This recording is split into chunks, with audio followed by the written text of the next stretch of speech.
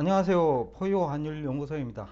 오늘은 보다 근본적이면서 자산시장 참여자들에게는 엄청 중요한 얘기를 가지고 나왔습니다.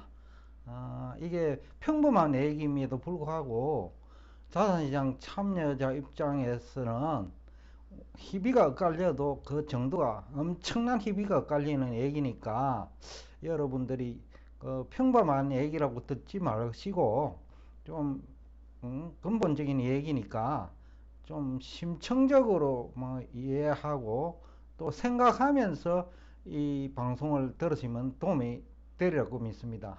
뭐 핵심은 그런 얘기예요. 경제 전문가들 사이에 동일한 정보를 가지고 뭐 증시 또는 뭐 채권도 마찬가지고 부동산도 마찬가지죠. 그 호재로 해석하기도 하고 악재로 해석하는 사례가 다반사거든요.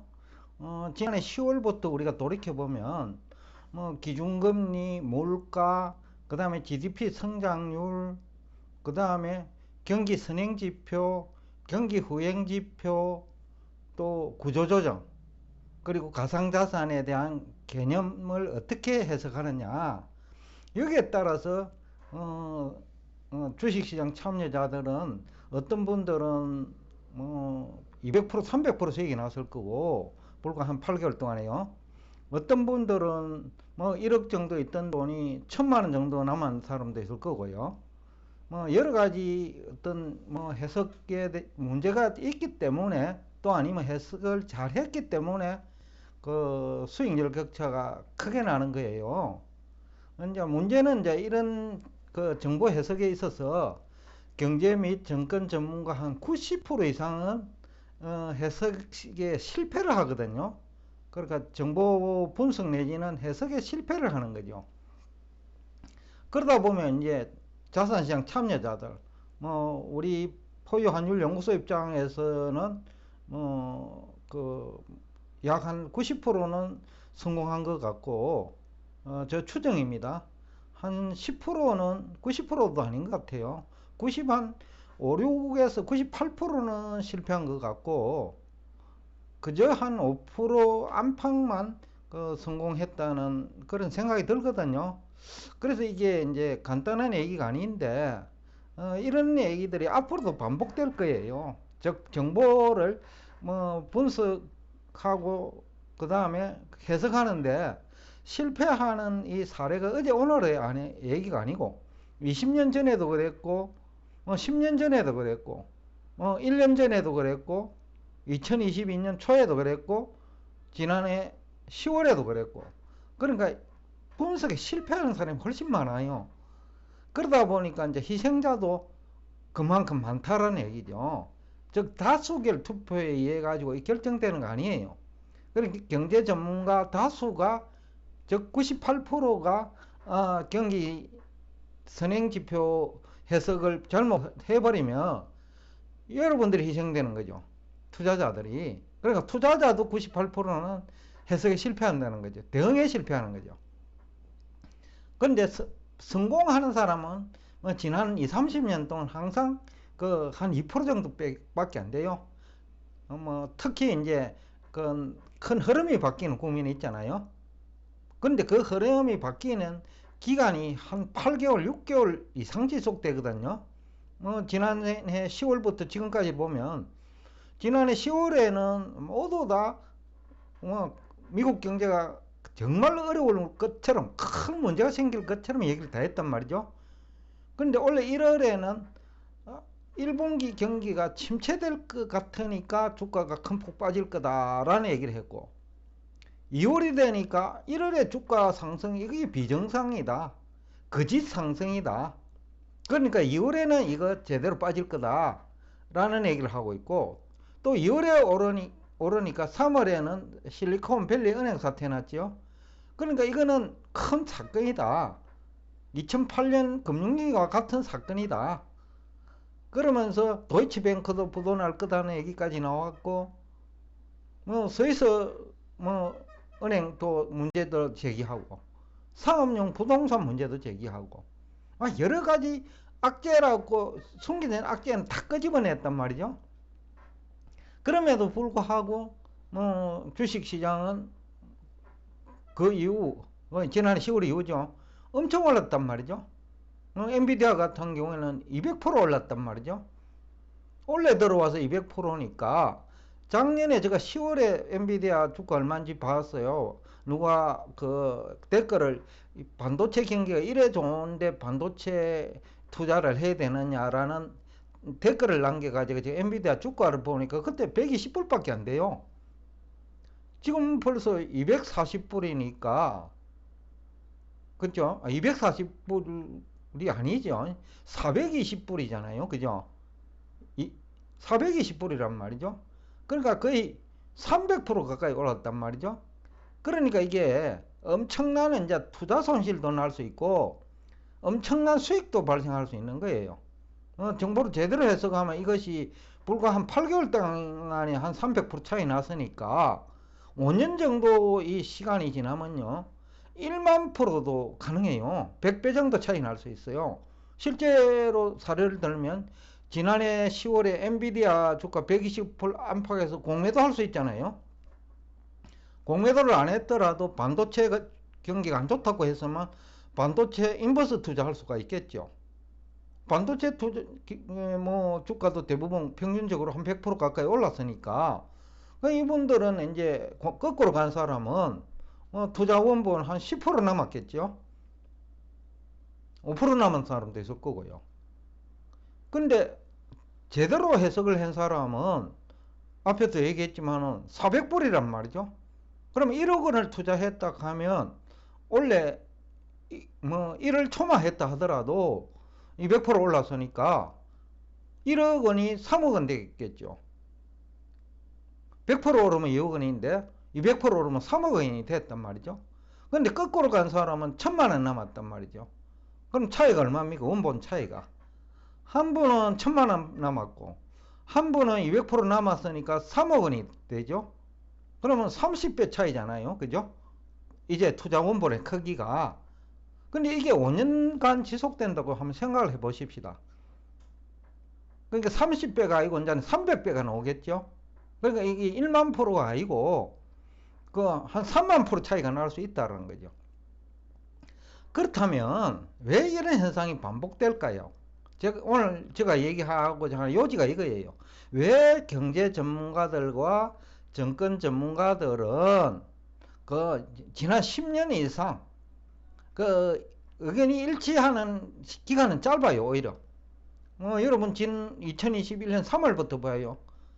다수는 중국이 된다 하고 미국은 안 된다 하고 또 10월이 되니까 미국 제2 대공황에 가까운 위기가 올 거다라고 했고 또 그런 사람이 많았어요. 그 다음에 2022년 초에는 모두 또 대부분 좋게 해석을 하고 소수는 보유 환율 영수는 아주 극히 소수는 부정적으로 보고 그 다음에 2022년 10월이 되니까 98%는 굉장히 부정적으로 보고 아주 소수만 긍정적으로 본단 말이죠. 왜 그러면 이런 현상이 반복될까라는 거죠. 더군다나 경제학 박사, 경제 전문가, 경제학 교수 이런 분들의 얘기가 98%라는 거죠. 그래서 포유환율연구소가 한 4가지 이유를 가지고 나왔어요. 대부분 이제 경제학 이론이 가정을 전제로 이론이 전개돼요. 그러니까 기준금리만 인상한다면 기준금리 인상이 예금 증가나 또 소득 증가 이런 데로 연결되지 않고 기준금리가 인상되고 다른 조건이 변하지 않는다면 즉 임금도 상승하지 않고 이 기준금리만 인상한다면 그런 가정을 전제로 그 해석을 한단 말이죠. 경제 이론이라는 것이 그것 때문에 대학 교수 대부분이 이제 기준금리를 가지고 얘기를 많이 했죠. 지난 약 1년간에 걸쳐서 기준금리 인상하니까 미국 주식시장도 초토화될 거다. 또 금리를 한 5, 6% 정도 올리면 대부분의 기업이 못 견딜 거다. 또 물가가 오르니까 또 물가만 가지고 얘기해요. 기준금리 인상의 원인, 그러니까 물가 상승이죠. 또 물가 상승의 원인, 임금 상승 등이죠. 이거하고 연결로 시키지 않는다는 거예요. 즉 상호작용 관계를 전혀 배제하고 한쪽에 문제가 생기는 것만 자꾸 강조하는 거예요. 경제학자들 대부분이, 뭐 경제학 교수도 마찬가지고요. 전문가들도 연구소도 대부분이에요. 그러니까 이제 자꾸 이 해석이 잘못되는 거죠. 그 다음에 제일 중요한 게 이 부분인데, 화폐에 대해서 제대로 이해하는 사람이, 제가 알기로는 대한민국의 서울대학 경제학 교수를 비롯해 가지고 경제연구소, 한국은행 포함 뭐 대부분이 화폐에 대한 이해가 부족해요. 그러다 보니 화폐의 역할들이 오로지 물가만 자극하는 거로 해석하는 사람이 많단 말이죠. 이것이 이제 큰 문제를 일으키는 거죠. 그래서 이제 또 경제 분석에도 실패하고 해석에도 실패하고, 그 다음에 또 하나는 정부 정책도 과대평가하는 사람도 있고 과소평가하는 사람도 있고, 부동산 시장 이해관계자들은 너무 과대평가해요. 또 주식시장 참여자들 중에서는 지난해 실리콘밸리, 지난해가 아니네요. 올해 3월이네. 실리콘밸리 은행 사태가 났을 때 뭐 정부 역할이 그 당시 보도가 됐단 말이죠. 그 예금보험공사가 어떻게 보면 정부 조직이에요. 뭐 한국 같은 경우에는 재경부 고급 관리들이 예금보험공사 사장으로 나가요. 그러니까 항상 소통해요. 왜냐하면 그 금융 시스템이 무너지면 그 모든 것이 무너지기 때문에 그 금융위원회나 재경부 관리들이 그 수시로 상시적으로 소통을 하거든요. 그리고 한국은행, 그 연준이죠. 연준하고도 항상 이거 정보를 공유해요. 문제가 있으면요. 그러니까 그런 것을 너무 과소평가한 거죠. 그러다 보니까 실리콘밸리 은행 사태가 나, 은행 뭐 연쇄부도 난다라는 얘기를 하는 거예요. 예금보험공사가 왜 존재하느냐? 또 연준이 중앙은행이죠. 왜 지급 준비율을 가지고 있는지, 문제가 생기면 지급 준비율을 가지고 문제 해결하려고 지급 준비율 받는 거예요. 즉 지급 불능 상태를 방지하기 위해서 지급 준비율 제도를 유지하는데, 그것은 얘기를 전혀 하지 않는 거죠. 그러니까 과소평가죠. 그래서 또 그 정보 해석이 완전 현실과 동떨어진 해석이 되고, 그러다 보니까 투자자들이 뭐 투자 손실을 입게 되죠.